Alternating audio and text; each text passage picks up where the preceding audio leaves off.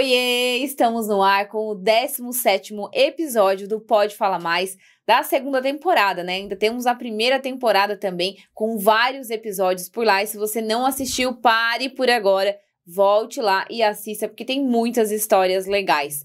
O nosso objetivo aqui no podcast é sempre trazer histórias de empreendedores que nem sempre são vistos dessa forma e poder inspirar as pessoas a empreenderem também.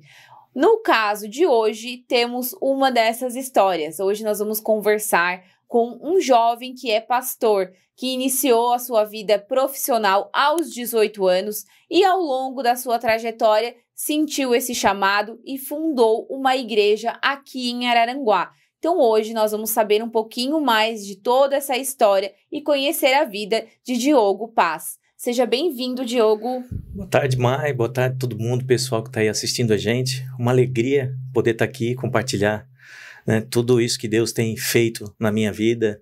E eu digo sempre assim, né, que sozinho a gente não pode nada, não consegue nada. Então, agradecer também a todas as pessoas que acreditam naquilo que a gente desenvolve e que ajudam também, cooperam com aquilo, né? Então vamos contar um pouquinho da sua história, do início. Vamos lá. Teu primeiro emprego foi no Mazuco. Inclusive, Isso. já tivemos entrevistados que trabalharam no Mazuco, né? O Davis foi um deles. O Davis, trabalhei com o Davis. Viu Exatamente. Só? Ó, a história do Davis também é muito legal. O Davis é contador e músico. Contador e músico. Então, começou a trabalhar no Mazuco aos 18 anos. Como Isso. foi esse início? Eu hoje, quando eu digo assim, de um dos lugares que eu mais gostei de trabalhar, foi lá, né? Tanto é que eu não trabalhei em muito lugar, né? Mas lá foi uma história muito bacana. Foram 10 anos, né? 10 anos no Mazuco e aprendi muita coisa. Trabalhava com o ramo da fotografia, né? Comecei no atendimento lá no balcão, conhecendo, tendo contato com o público. Aí depois fui trabalhar no laboratório, onde fazia as revelações, né? No tempo dos filmes ainda, né? Que ficava aquela expectativa, né, gente? Era muito legal. E a gente ia pra lá e trabalhava lá naquele laboratório, revelando as fotos. Depois fui para a parte de manipulação de imagens. Então, foi 10 anos lá, junto com o pessoal. De vez em quando eu tô lá ainda, conversando. Matando as saudades. Ah, sempre vou. E aí, depois já foi para o ramo de carros. Foi trabalhar na Admasa, onde a gente também já teve entrevistado. Tivemos o Nado e o César. Olha só, viu? As empresas estão se repetindo aqui. Isso é. Depois, em 2013 foi quando eu ingressei lá no Grupo Menegali, na Admasa, né? E comecei a trabalhar na área do comércio de veículos, né? Era vendedor lá? Eu comecei como vendedor, depois fui para gerência. E depois recebi uma proposta da Menegali, né, para ir para a área do consórcio daí, para trabalhar também na parte da administração do consórcio. Também foi uma experiência muito boa, conheci muita gente legal, que eu tenho contato até hoje, né? O Júnior Menegali, né, o primo Júnior, né, amigo até hoje, a gente conversa, e também um dos colaboradores do nosso projeto, né, que a gente desenvolve hoje na cidade. E como é que foi essa mudança de sair, né, do ramo da fotografia para vender carros? Como foi o teu sentimento naquele momento? Porque é desafiador vender carros, né? Como é que foi essa transição? Não, foi bem tranquila, né? Até porque do período em que eu tive nesse espaço de tempo, onde eu trabalhava com a foto e depois fui para o carro, foi o período em que eu comecei a estudar teologia, né? Eu frequentava uma igreja e comecei a estudar teologia, fiz faculdade de teologia. Então foi o processo que eu fui conhecendo mais desse meu chamado, né? Entendi. Então quando eu comecei a trabalhar na Admasa, eu já era cristão, vamos dizer assim, né? Praticante, né? Praticante, é um estudante e praticante. Então foi mais tranquilo, assim, né? Na questão emocional, espiritual, pessoal, eu consegui lidar bem com isso. Então foi uma transição leve, né? Vamos dizer assim, mesmo sendo ramos totalmente diferentes, foi leve para mim, né? E foi muito bom, foi muito bacana também esse período que eu tive lá. Dessa fase, qual foi o seu maior desafio entre o tempo que você trabalhava ali no Mazuco e também na Admasa? Teve algum momento que você viu um desafio grande na sua vida? Eu acredito assim que eu não tive nenhum grande desafio nesse período, na área profissional. Eu acredito que os maiores desafios que eu tinha eram assim, mais internos, porque nessa transição, nesse espaço de tempo, foi o período que eu casei, né? Eu casei, aí fui ter as minhas responsabilidades de casado, onde eu estudava teologia, aí tinha mais os compromissos da faculdade. Então, se a gente pode falar de desafio, eram mais esses, assim, relacionados à minha vida pessoal, né? Na profissional, claro, toda essa questão de ter que aprender a vender, né? Conhecer o produto, conhecer o carro, enfim, né? Mas a montadora, né? A montadora, ela oferecia todos os cursos, então era mais tranquilo, assim. O maior desafio foi esse mesmo, né? De conciliar trabalho, casa, casamento, faculdade. Tudo novo, né? Tudo novo, tudo muito recente. Mas foi um tempo de bastante crescimento, maturidade também. E como foi o seu chamado? Primeiramente para estudar a teologia e depois para se tornar um pastor. Então, eu nunca pensei em um dia ser pastor de uma igreja, presidente, né? Pastor-presidente de uma igreja. Nunca foi um objetivo pessoal. Eu, quando conheci a respeito das coisas de Deus, eu fui numa reunião, numa residência, que a gente chamava na época de célula, que era um grupo de estudo, né? Sim. Que se fazia na casa. E eu recebi um convite do meu colega de trabalho lá no Mazuco, o Naor. Naor, ele tem a Decoranda, a Floricultura Decoranda. Uhum. E aí ele me convidou para ir numa reunião, a gente trabalhava junto no Mazuco, ele era fotógrafo, eu revelava as fotos que ele fazia. E aí ele disse assim, olha, hoje vai ter uma reunião lá em casa. Só que eu só estou convidando homens de fé. Aquilo me deixou assim, grandão, me senti... nem eu sabia que eu era um homem de fé, né? Engraçado como as pessoas nos veem. Né? Exatamente. E aí ele disse, mas não comenta com ninguém. Ele falou, não comenta porque eu não posso convidar muita gente e tal. Você lá em casa, tal horário e tal. Vou te esperar lá. Eu disse, não, eu vou. Depois desse convite, imagina. Né? Aí eu lembro que quando eu cheguei na casa dele, eu olhei na cozinha assim, uma roda de cadeiras. E cada cadeira tinha uma Bíblia em cima. Aí eu disse, é aquelas coisas de crente, né? Eu pensei assim. Aí quando eu virei para voltar, ele fechou a porta e disse, agora tu só sai quando terminar. E aí eu fui primeiro a chegar. E aí começou a chegar os colegas de trabalho.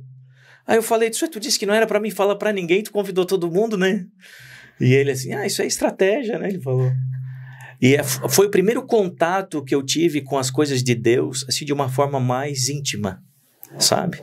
Porque a gente conhece a respeito de Deus, a gente ouve falar a respeito de Deus, sabe que Ele é soberano, é um Deus que está no céu, né? Mas da maneira em que eu ouvi naquela noite, de saber que Ele é alguém que está perto de mim, sabe? Agora, Ele está aqui do meu lado, sabe? De entender essa aproximação, esse relacionamento que Ele deseja, essa intimidade que Ele deseja ter, para mim aquilo foi um descortinar, assim, abrir os meus olhos de um jeito, assim, muito impactante, sabe? E nessa noite, primeira vez que eu fui nessa reunião, eu lembro que eu cheguei em casa, a minha mãe olhou para mim e ela disse assim, onde é que tu estava? O teu rosto está diferente. E eu sentei na cadeira, na cozinha, e eu disse, mãe, senta aqui, mãe. Eu estava com Jesus até agora. Dela assim, como assim? Me fala um pouco. E eu falei o que eu tinha ouvido, o que eu tinha entendido naquela primeira reunião. E a minha mãe começou a chorar, assim, copiosamente. Ela começou a chorar. E ela falou, eu também quero isso aí para minha vida.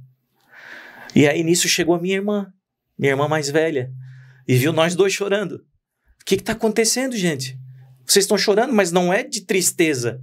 Deus disse, não, vem cá, senta aqui. E falei para ela também, ela disse, eu também quero isso. Foi assim, na mesma noite. Nossa. E aí eu lembro que a gente começou um grupo na minha casa daí, na casa da minha mãe, né? Esse grupo de célula. E aí foi onde começou todo o relacionamento que eu construo até hoje com Deus, né? Foi onde eu comecei a participar daí de uma igreja, né? Daí nessa igreja... Até então você não participava de nenhuma igreja. Só na célula, só tinha ido na célula mesmo, na reunião. Eu comecei a participar dessa igreja, daí nessa igreja comecei a me envolver com a liderança e tal, fui dando alguns passos, né, de crescimento, de aprofundamento também, e foi quando eu comecei a faculdade, né? E quando eu comecei foi também engraçado, mas porque eu lembro que o pastor, na época, ele falou assim, quem aqui tem vontade de fazer uma faculdade de teologia? E eu levantei a mão, né? E ele disse assim, mas quem tem condições de fazer uma faculdade? Eu abaixei a mão. Daí ele falou assim, no final da reunião, ele disse assim, só quem tem vontade de fazer uma faculdade, eu queria que ficasse aqui no final dessa reunião. E eu lembro que ficou eu e um colega meu, né? Um amigo, um irmão da igreja. E aí ele olhou pra mim e disse assim, tu tem condições de fazer uma faculdade? Eu disse, não. Eu também não. Por que a gente ficou? Deu assim, porque, cara, eu senti que eu tinha que ficar, eu vou ficar aqui. E aí o pastor falou, todos que estão aqui nessa reunião, quem tem condições de pagar a faculdade? Aí só nós dois não levantamos a mão. Aí ele olhou e disse, vocês dois, por que vocês ficaram aqui? Eu fiquei porque eu tenho muita vontade de fazer a faculdade. Mas você tem condições de pagar? Deu assim, não, condições eu não tenho. Mas quer fazer? Disse assim, quero muito. E você, pro meu colega, né? Ele falou a mesma coisa. Então, vocês dois vão fazer a faculdade, a igreja vai pagar a faculdade para vocês. Ai, que legal! E vocês vão fazer a faculdade, vocês querem e tal. E foi onde eu comecei a faculdade, né? Aí é um homem de fé mesmo, Exatamente. Viu? Não sabia como iria viabilizar isso, Exatamente. Mas ficou ali para tentar, né? Eu já sabia, né? Se eu tivesse ido embora, não ia ter tido a oportunidade. E na vida é assim, né, mãe? Na vida é assim. Às vezes a gente desiste de alguns projetos por conta das adversidades. E o que a gente precisava era só ter fé, né? Eu não consigo ir além, mas se até aqui eu consigo, eu vou até onde eu consigo, né? Exatamente. Na vida é assim, em todos os sentidos, em todas as áreas, né? Seja profissional, familiar, relacional, né? Só vai, né? Só é isso. Continua fazendo a tua parte. Até onde tu pode ir? Então eu vou até lá. E da onde tu não consegue ir, como é que tu vai fazer? Não, daí eu não sei, mas Deus sabe, né? E eu acredito que sempre foi assim comigo, sabe? Até porque eu nunca, como eu falei, nunca almejei, né, hoje estar à frente de um ministério, de uma igreja. Mas eu acredito muito que Deus já sabia disso, né? Deus já sabia isso. Eu não fiz força para isso acontecer. As coisas Ele já foram, tinha isso, né? As coisas foram acontecendo, foram se encaminhando, foram sendo direcionadas, eu fui sendo conduzido, né? E como que foi para formar uma nova igreja, né? Desde que tu começou aí, então, a fazer a faculdade e depois tomar essa decisão de fundar uma igreja nova? Então, foi assim, depois de uns 3 anos que eu já tinha me formado, né? Eu entendi que chega um momento de eu iniciar algo já. E foi quando surgiu a possibilidade, numa conversa com o pastor da igreja que eu congregava antes, né? Ele mesmo falou, né? Ele disse assim, olha, eu acho que vocês precisam voar. Ele falou, voar. Porque talvez se vocês continuarem aqui, vocês vão continuar sendo só o que vocês são aqui. E talvez isso possa até atrapalhar o chamado de vocês. Então, ele viu em nós coisas que a gente não tinha enxergado ainda, né? E eu sou muito grato a ele até hoje, né? Reconheço isso, respeito quem ele é. E ele falou, procurem um lugar para vocês alugarem, né? E a gente quer ajudar vocês, inicialmente, né? E aí foi quando a gente alugou o primeiro local, né? Um primeiro pavilhão.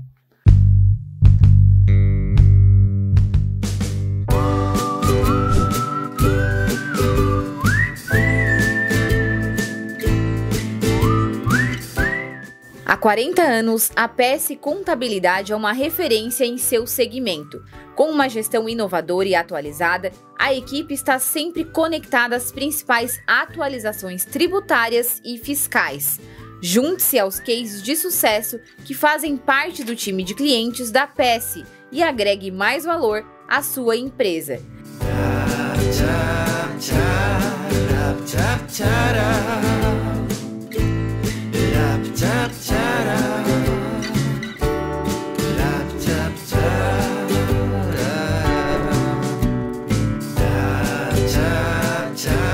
Entre em contato e agende uma consulta personalizada para o seu negócio.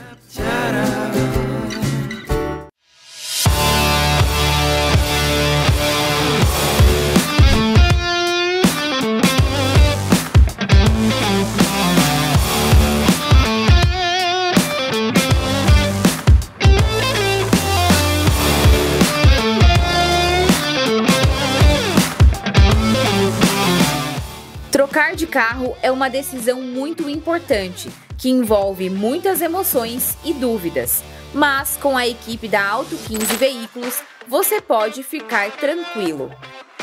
Com seminovos de procedência e até mesmo opções de carro 0 km, eles garantem as melhores negociações de mercado.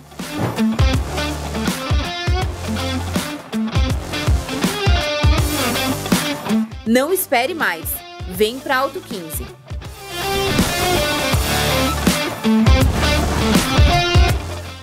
Então a gente locou o primeiro local, né? O primeiro pavilhão, começamos a dar o start ali da igreja. Foi aonde o primeiro? Foi também no mesmo bairro que é hoje, lá na Divinéia. Só que era um pavilhão um pouco menor, né? Inclusive é do mesmo proprietário do outro que a gente está hoje. E a gente começou ali a ter essas experiências já como um pastor de uma igreja, né? Estando à frente. Então, mas como é que foi, assim, a organização de tudo? Vamos fundar, né, uma nova igreja. O que tu precisou fazer? Vamos falar burocraticamente falando. E na prática também, vai atrás de pavilhão, vai atrás de cadeiras, enfim, como é que foi isso? Todo esse processo de construção de início a gente precisou fazer, né? Alocação, documentação, estruturar o pavilhão para uma igreja, né? Com som, com altar, com cadeira. Tudo isso era novo, né? E a gente foi praticando e foi vivendo aquilo, experimentando aquilo. E a gente, eu lembro que quando a gente iniciou a igreja lá, uma das coisas que a minha casa, minha família, eu e minha esposa, né, conversamos na época foi: nós não temos ninguém para começar isso com a gente. Nós temos nós. É eu, você e as nossas filhas, né?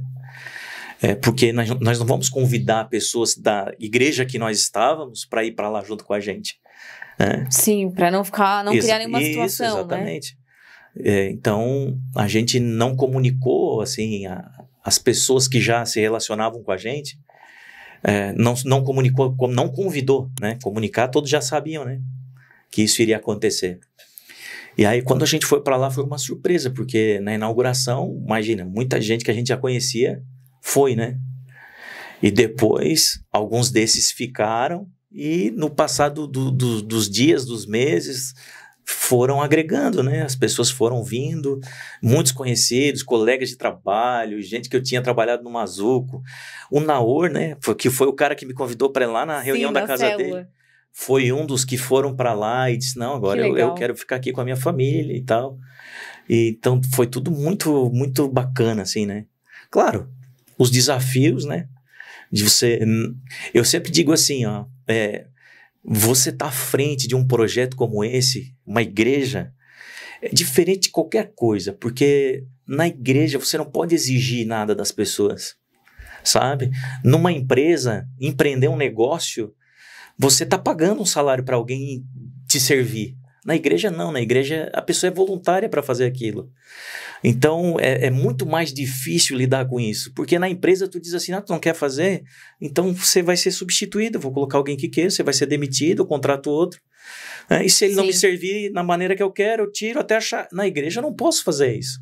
Todos são aceitos, com os defeitos, com os erros, com as limitações, com as qualidades, todos são aceitos, né? E aqueles que querem servir, a gente tem que encorajar, incentivar, né? De forma voluntária. E aí um tem que aprender a lidar com o outro. Exatamente. É um grande desafio isso. Né? Até hoje né? Eu digo, até hoje é. O maior desafio é lidar com gente. Né? O ser humano é um ser complicado, né? A gente é complicado. Mas é uma maravilha isso, né?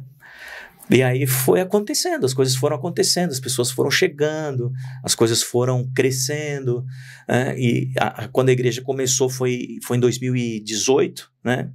Era o período ainda que eu estava trabalhando, né? No mercado de trabalho, vamos dizer assim, no secular, né? E estava lá no consórcio, né? Isso, estava na Menegali. Então eu conciliava a igreja com o trabalho, né? Eu procurava marcar os meus compromissos com a igreja para a noite, porque durante o dia eu estava no escritório. Horário. Exatamente. E foi bem interessante isso, porque eu comecei a sentir essa questão da necessidade de eu estar mais presente na igreja. Só que a segurança que eu tinha no meu trabalho me colocava nessa condição de de não tomar uma decisão. Porque eu ganhava muito bem onde eu trabalhava, era uma função muito boa, né? Meus colegas de trabalho eram excelentes, meu patrão era meu amigo, né? O Júnior, que ia também na igreja na época, né? Então, eu fiquei relutando com isso, sabe? Até que um dia chegou... Aquela coisa de ir empurrando com a barriga, né? Isso, exatamente. Até que um dia chegou uma situação muito sobrenatural, eu digo. Porque nunca aconteceu dentro da empresa, no escritório da Menegali, de ficar um funcionário só. Sempre tem mais pessoas. Só que naquele dia, era uma quinta-feira de tarde, estava só eu na minha mesa, no escritório, só eu na minha mesa, sozinho dentro do escritório, não tinha mais ninguém. E o telefone da minha mesa tocou, não era o meu telefone particular. Alguém ligou para a empresa, e eu atendi o telefone da empresa. Menegali, boa tarde, né? E era uma recepcionista do hospital aqui de Araranguá. E ela perguntou assim, eu tô falando com o pastor Diogo? Eu até olhei, eu disse, meu celular tá na mesa, o telefone da empresa. Eu disse, sim. E ela disse, pastor, eu tô entrando em contato porque tem uma família aqui no hospital que o marido, o esposo, ele tá passando por um estágio assim bem avançado de enfermidade e os médicos decidiram que não tem mais como reverter o quadro e eles querem desligar os aparelhos. Só que a família disse que só vai fazer isso se o pastor estiver aqui junto. Ai, ai, ai. E aí eu tive que dizer assim, não, eu posso, mas eu só posso depois das 6. Porque eu tinha que cumprir o horário. Sim. Daí ela assim, não, acho que o pastor não entendeu, pastor, agora, tem que ser no máximo assim 30 minutos. Eu falei, e eu sozinho na empresa, não tinha nem como dizer assim, não. E aí eu tive que dizer assim, olha, então eu não vou poder.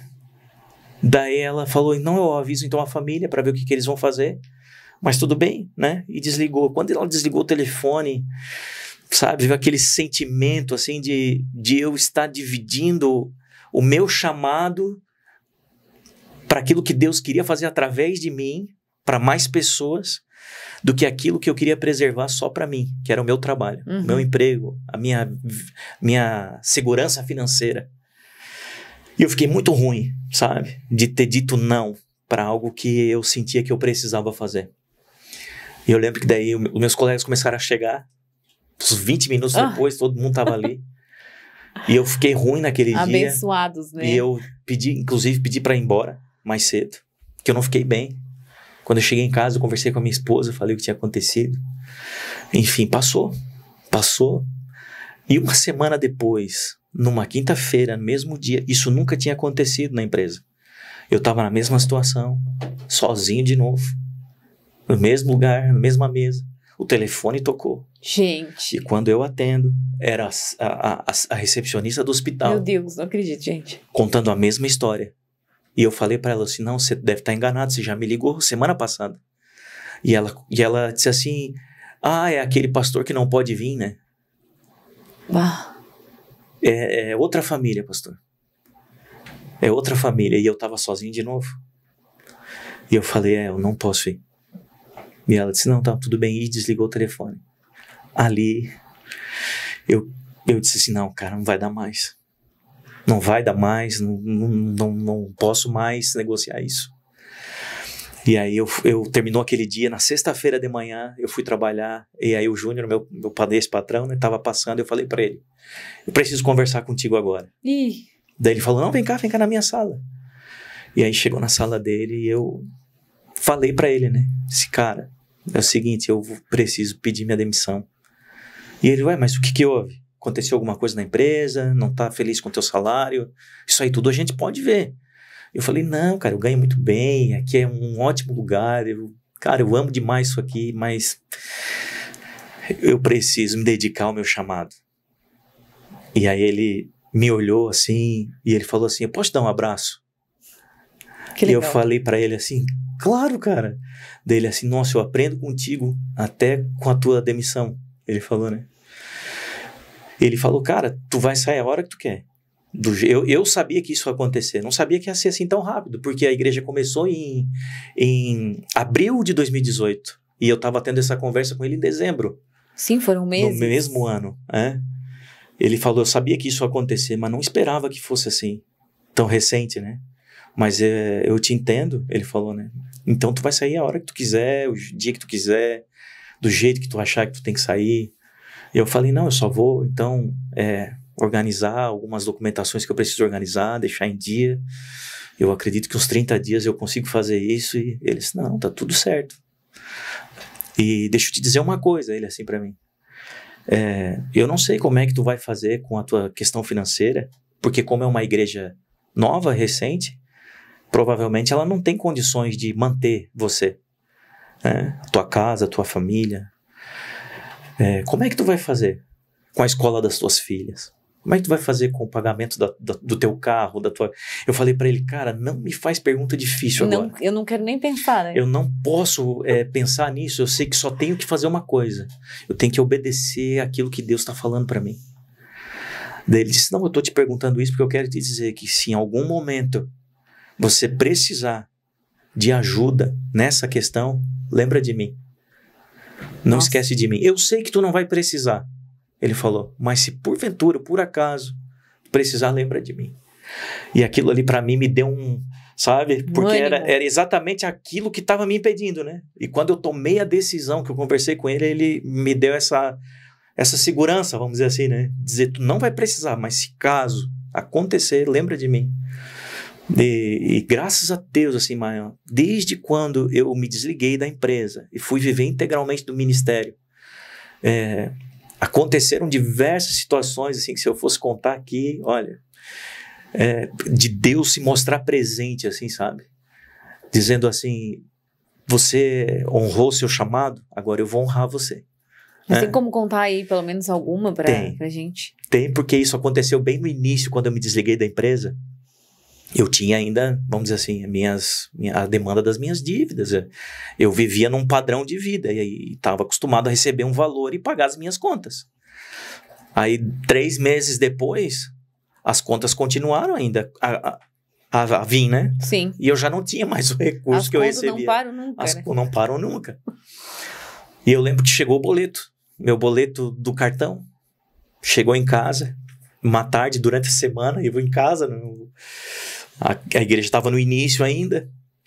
Aí eu abri aquele boleto. Olhei o valor da parcela lá do cartão. E eu falei, cara, eu não tenho esse dinheiro.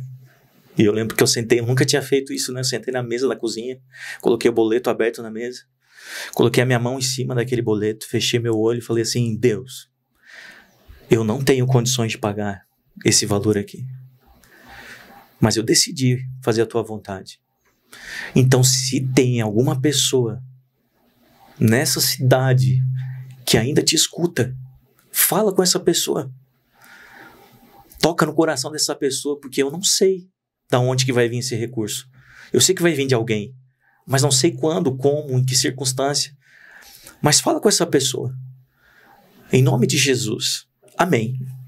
Fechei o boleto, botei em cima da mesa e fui viver minha vida, né? Naquele mesmo dia, isso era tarde, umas 3 horas da tarde, naquele mesmo dia, umas 7 horas da noite, um casal me ligou. E perguntando assim, pastor, tem como vir aqui em casa agora? E eu falei assim, tenho. Se a gente precisava conversar com você. E eu falei, deu BO lá, eu acho, né? Deu BO lá no casal. Normalmente quando é um casal que chama, é porque tá com algum problema.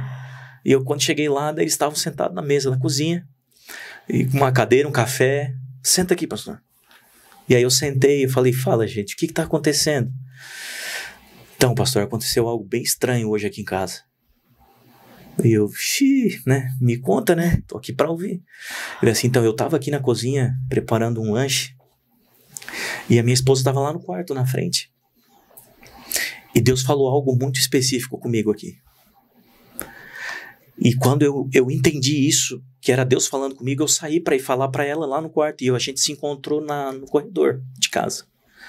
E ela tava chorando. E eu perguntei o que aconteceu. Ela falou, Deus falou comigo. Nossa. Daí ele assim, não, ele falou, foi comigo?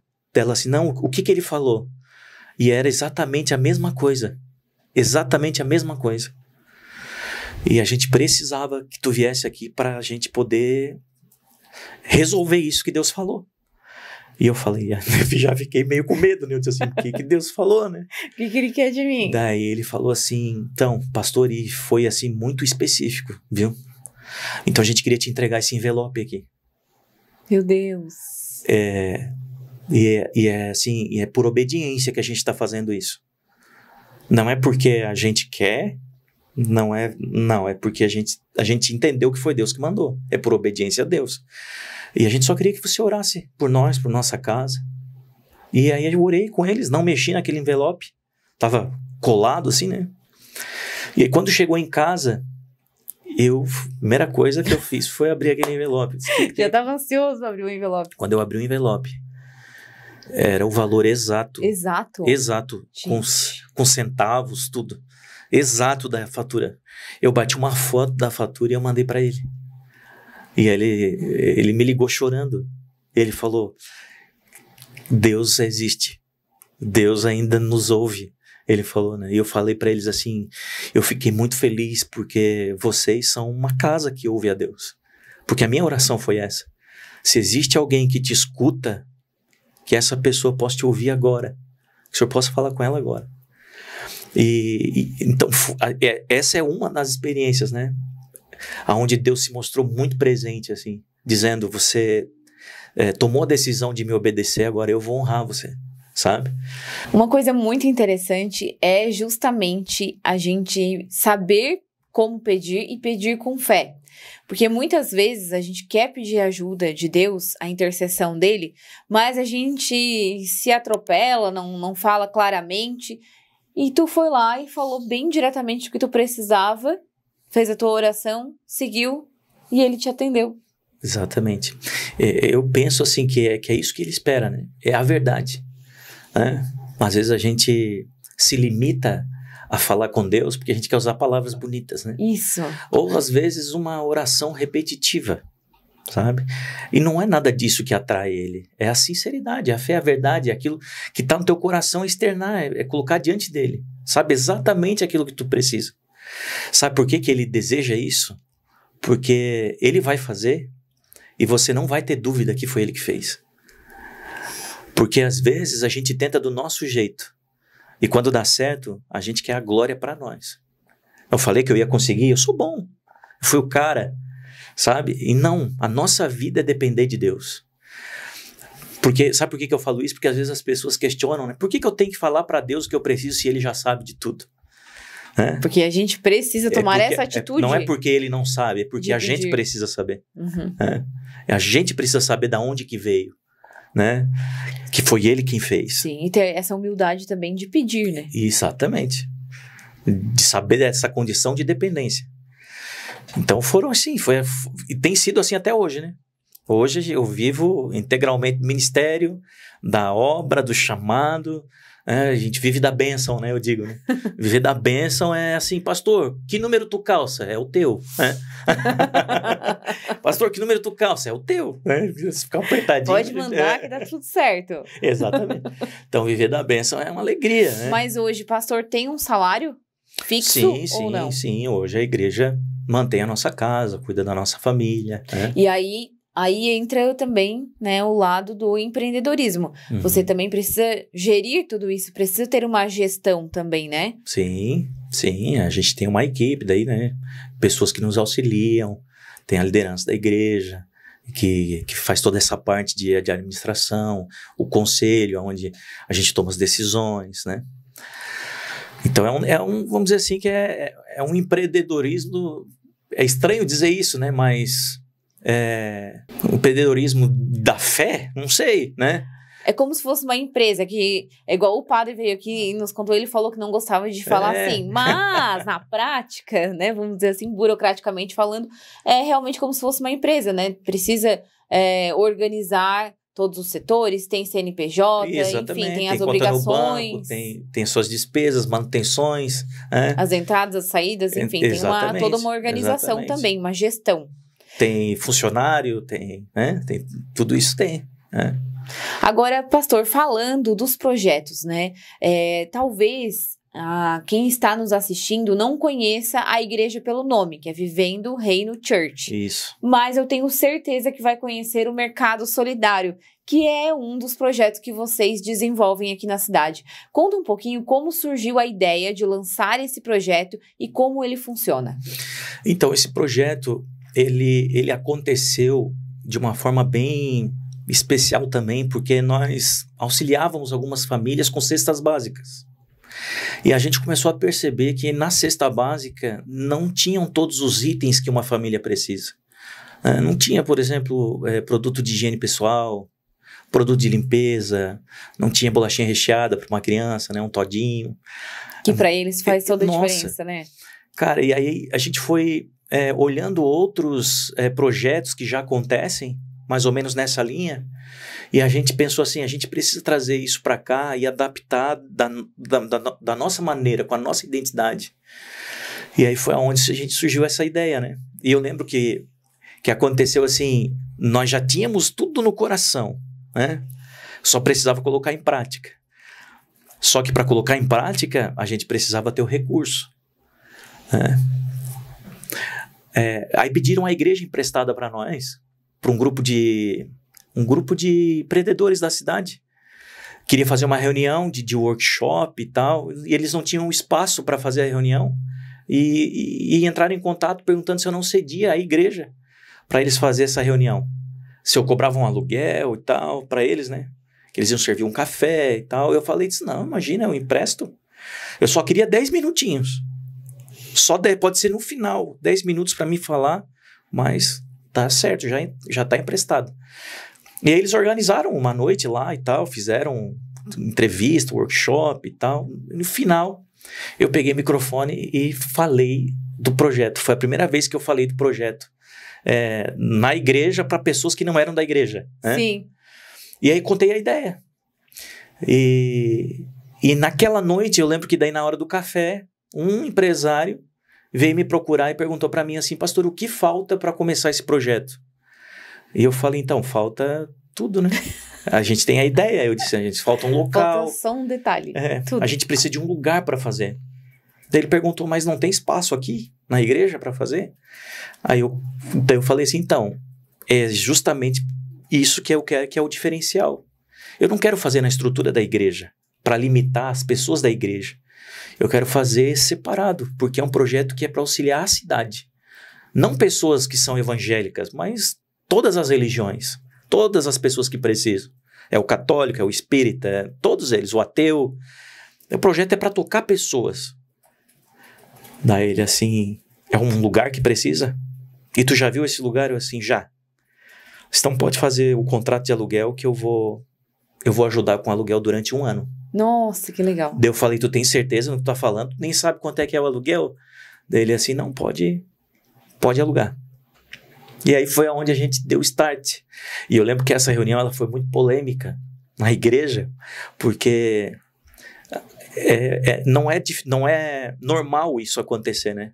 Como assim o pastor emprestar a igreja para as pessoas fazerem uma reunião de negócio? Uhum. Igreja não é lugar para isso. Igreja é lugar de fé e tal. E eu falei, calma, né? Calma. Não é por acaso. Fica não é por acaso que eles pediram, exatamente. Né? E foi aonde o projeto começou, entendeu? Logo em seguida, eu acho que 1 mês, 2 meses depois, a gente já estava com o local, já. E aí começou a estruturar, botar as prateleiras. Então nasceu o projeto do Mercado Solidário, se materializou, né? Ele já existia dentro de nós, se materializou depois daí. E como que funciona? Nós cadastramos as famílias, então elas passam por um processo de entrevista. Nessas entrevistas, a gente tem algumas perguntas chaves, né? Uhum. Que a gente vai fazendo para conhecer realmente. Algumas dessas famílias são entrevistadas. Quando a gente tem alguma dúvida, a gente faz visita em loco, na casa, mas elas têm esse cadastro aprovado ou reprovado. Nessa entrevista, a gente conhece a real necessidade da família, quantas pessoas moram, qual é a renda mensal, enfim. Então, a gente ali já vai estipular qual é o valor que essa família vai ter acesso. É um valor que ele é simbólico, fictício, vamos dizer assim, a gente chama de solidários. Então, tem 100 solidários, 80 solidários, entendi. Que é uma moeda que só funciona no mercado solidário. Então, essa família tem acesso a esse valor. E todos os meses tem uma data em que ela vem para fazer as compras dela. E aí, o que eu acho mais legal desse projeto é isso. A pessoa, né, da família vai lá e ela realmente pega da prateleira, como se ela estivesse comprando mesmo. E esse gesto muda tudo para a pessoa que está recebendo isso. Não é como se ela estivesse recebendo uma doação qualquer. Ela está indo lá e ela está escolhendo o produto que ela quer. Sim, justamente porque a ideia do projeto não é só dar o alimento para a pessoa, é restaurar a dignidade dela. 80% dessas famílias que a gente atende não tem mais acesso a um supermercado. A gente tem relato de crianças de 5 anos ganhando a primeira escova de dente. Nossa. Uma mulher, ela parou na prateleira do shampoo e começou a chorar, com o shampoo na mão. Aí tem os voluntários que acompanham e ficou preocupada e perguntou, aconteceu alguma coisa com a senhora? Ela disse, não, eu só estou chorando porque já faz mais de 2 anos que eu não sei o que é usar um shampoo. Meu Deus. Teve uma senhora que se ajoelhou na frente da prateleira de sabão em pó. E eu falei, a senhora tá bem? Ela assim, não, meu filho, eu só tô agradecendo a Deus porque eu nem sei mais que cheiro tem isso. Porque eu só lavo a minha roupa com água. Gente. Então, é uma realidade muito próxima de nós, sabe, Mãe? Que a gente não conhece e só vai se dar conta quando a gente começa a ter contato com essas pessoas, com esse grupo de pessoas. Porque eles vivem dentro daquele mundo deles, conversam com as pessoas daquele mundo. Tanto é que eles se sentem invisíveis no meio da sociedade. E aí você tem um lugar onde eles sabem que vão ser bem recebidos. Vai ter pessoas lá que vão olhar nos olhos, vai abraçar, vai estender a mão. Ele vai entrar, ele vai poder escolher o item dele. A gente fez questão de produzir uma sacola personalizada do Mercado Solidário. A cestinha personalizada. Sabe, eles já estão cansados de colocar uma cesta básica no ombro e sair no meio da cidade. Para eles isso já é vergonhoso, sabe? Eles já se sentem rejeitados. Aí tem que se expor ainda dessa maneira. Não, lá eles vão sair com a sacola na mão, sabe?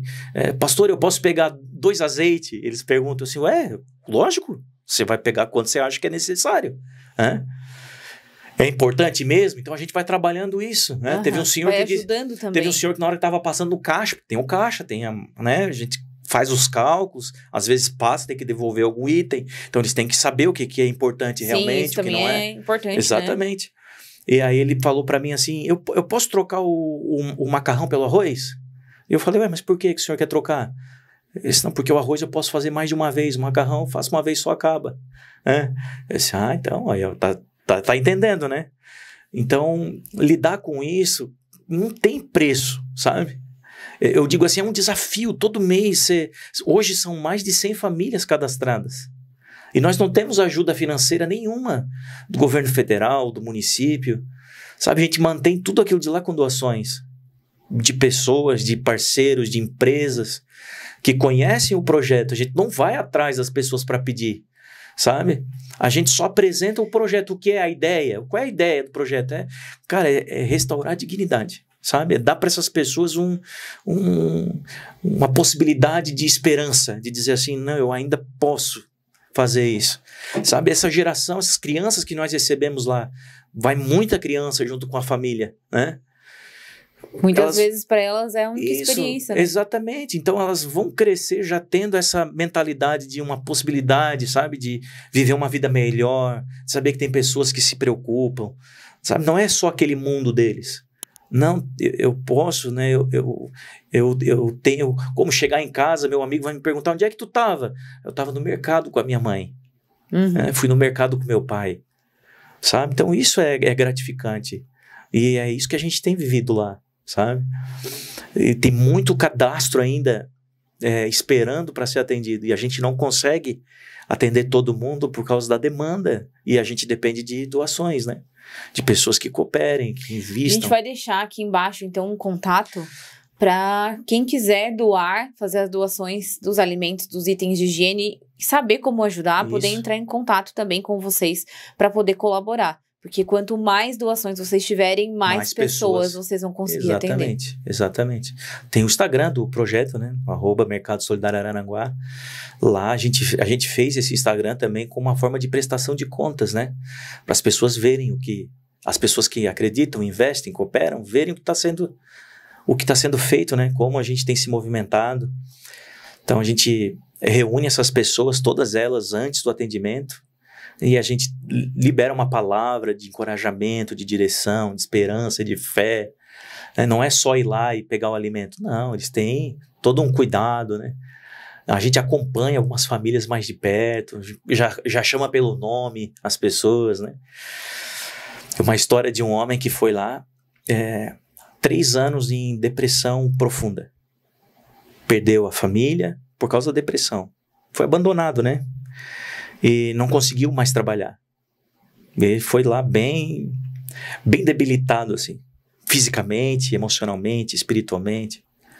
E ele chegou lá e falou pra mim assim, o meu vizinho falou pra mim desse projeto, eu queria saber como é que funciona e tal. E eu falei com ele, não, vem cá, entra aqui. Aí levei ele numa sala, assim, 2 cadeiras, sentei numa mesa, coloquei ele sentado. Ele todo constrangido. E eu falei, me conta um pouco da tua vida. E ele assim, mas tu vai me ouvir?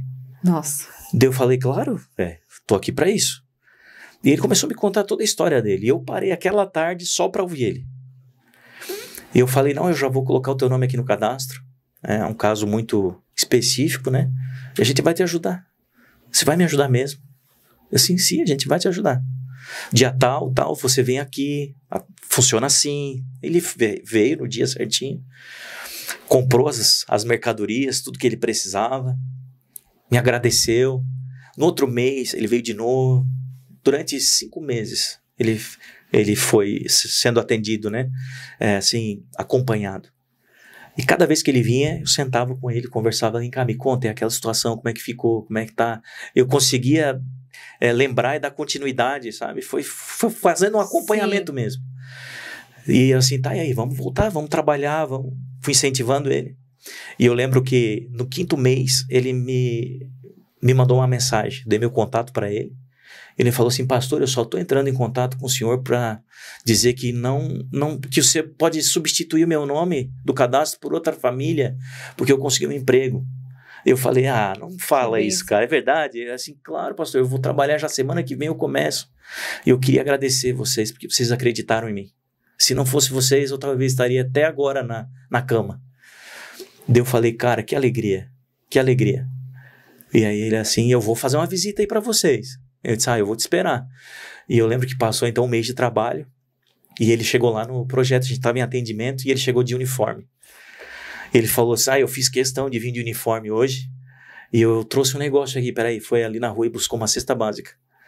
Ele disse, eu queria deixar minha doação hoje. Durante 5 meses vocês me ajudaram e agora eu quero ajudar. Então eu pergunto assim, ter preço uma coisa dessa? Pode vir a dificuldade que for. Sabe? De a gente talvez não ter todas as prateleiras cheias, de às vezes a gente não ter o recurso para pagar o aluguel, ter que correr atrás, tem que tirar do próprio bolso para isso.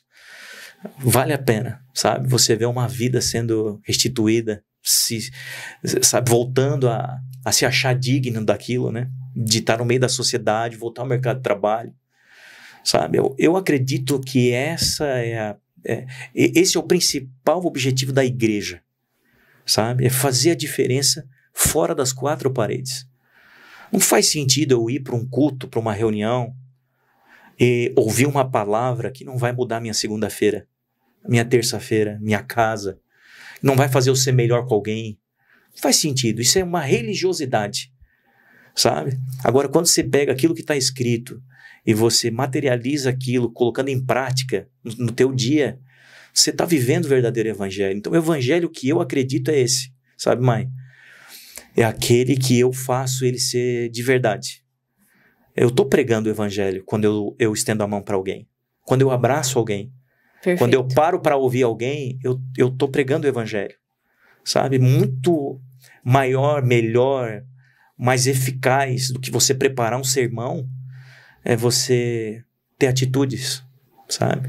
Em relação ao próximo. Pastor, nós falaríamos muito mais. Já estouramos o nosso tempo aqui. Gostei muito de conversar contigo. Mas antes de encerrar, nós ainda temos aqui a parte das curiosidades. Mas queria só destacar que além do Mercado Solidário, ali também funciona o Brechó Solidário e o Projeto Moriá. É isso? Isso, exatamente. Também acontece na mesma estrutura. E o Projeto Moriá, então, gente, para vocês entenderem, ele funciona com um serviço de barbearia para os homens e salão de beleza para as mulheres. Exatamente.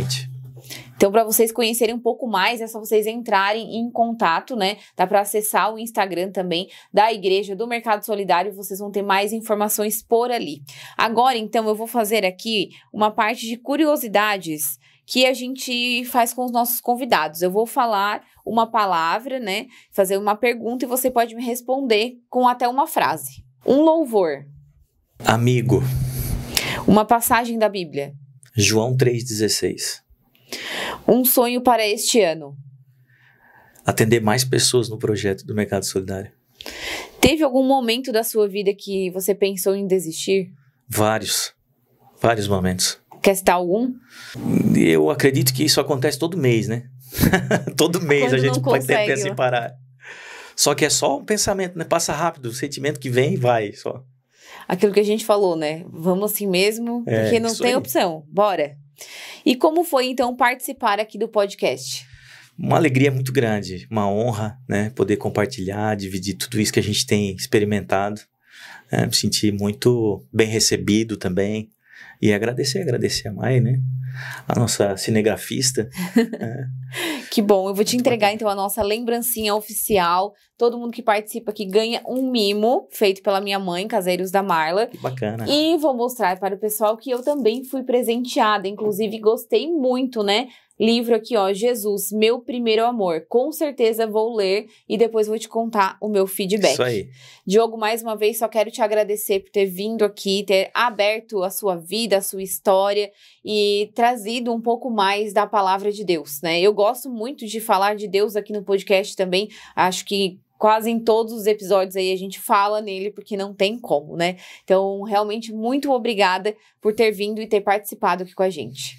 Obrigado também, eu agradeço também o convite, né? Agradeço o presente, esse tempo aqui para mim foi muito bom, muito bacana também. E agradeço vocês que estiveram com a gente em mais um episódio. Convido vocês a se inscreverem no nosso canal, ativarem o sininho das notificações e encaminharem os nossos episódios para os amigos de vocês, para que os nossos conteúdos cheguem cada vez mais longe. Tem ainda um recadinho, né? Temos ainda espaço para patrocinadores. Vocês viram aqui ao longo do nosso episódio alguns patrocínios em forma de comercial, em formato dos logotipos das empresas também, e nós temos vários pacotes disponíveis. Se você quiser mais informações, é só nos chamar. Mais uma vez, obrigada e até o próximo episódio. Tchau!